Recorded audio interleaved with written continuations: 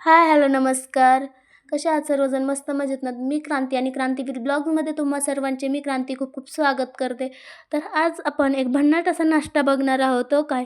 तर शिल्लक भातापासून सकाळचा झणझणीत नाश्ता. तर त्यासाठी काय करायचं? सर्वात अगोदर कढई ठेवायची गॅसवर. त्यामध्ये घालायचं थोडंसं तेल आणि तेल कडकडीत गरम होऊ द्यायचं आणि मग त्यामध्ये घालायची मोहरी. आणि मोहरी छान तडतडू द्यायची आणि मोहरी छान तडतडली, त्याचा कच्चापणा निघून गेला की मग त्यामध्ये घालायचे जिरे आणि जिरे देखील छान फुलू द्यायचे. तुम्ही पाहू शकता जिरे किती छान फुलले आहेत. मग लगेच यामध्ये घालायचा लसूण आणि लसूण छान असा हलकासा ब्राऊन रंग येईपर्यंत मी परतवून घेतलेला आहे. आणि मग यामध्ये लगेच मी घातला आहे कांदा आणि कांदा देखील आपल्याला छान हलकासा ब्राऊन रंग येईपर्यंत परतवून घ्यायचा आहे. तुम्ही पाहू शकता कांदा मी छान असा परतवून घेत आहे आणि कांदा 2 मिनिटं असंच ठेवायचा. पण तोपर्यंत आपल्याला यामध्ये घालायचे आहेत सुके मसाले. तर सुक्या मसाल्यामध्ये आपल्याला जास्त काही मसाले यामध्ये घालायची गरज नाही. तर फक्त यामध्ये काय घालायचं, थोडीशी हळद, थोडेसे धणे पावडर आणि अर्धा चमचा धणे पावडर आणि अर्धा चमचा गरम मसाला यामध्ये घालायचा आहे. आणि चवीपुरतं आपल्याला लाल तिखट यामध्ये घालायचं आहे. म्हणजे जास्त घालायची गरज नाही, थोडंसंच लाल तिखट देखील घालायचं आहे. आणि हे छान असं यामध्ये एकजीव करायचं आहे. कांद्यामध्ये छान असं एकजीव झालेलं पाहिजे. तर तुम्ही पाहू शकता छान असं एकजीव झालेला आहे. मग आता हे लगेच यामध्ये आपल्याला जो भात होता ना, तो भात यामध्ये घालायचा आहे.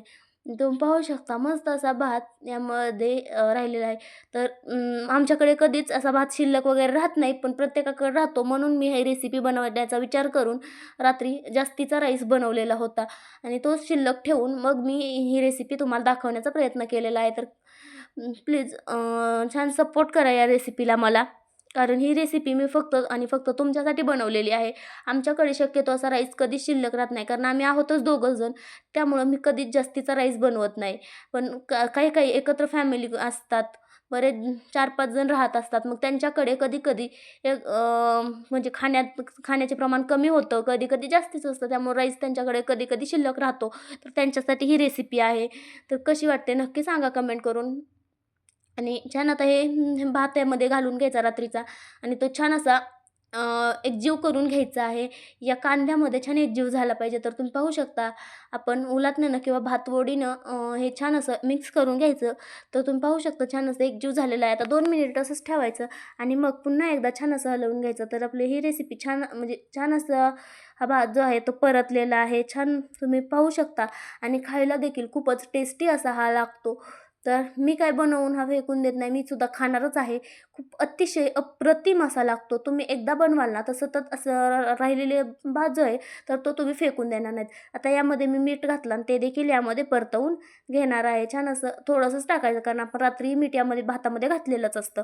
आणि मी कुठलाही पदार्थ वाया जाऊ देत नाही. शिल्लक राहिलेल्या चपातीपासून देखील मी नाश्ता अपलोड केलेला आहे. तर असाच होता आजचा हा माझा सकाळचा नाश्ता.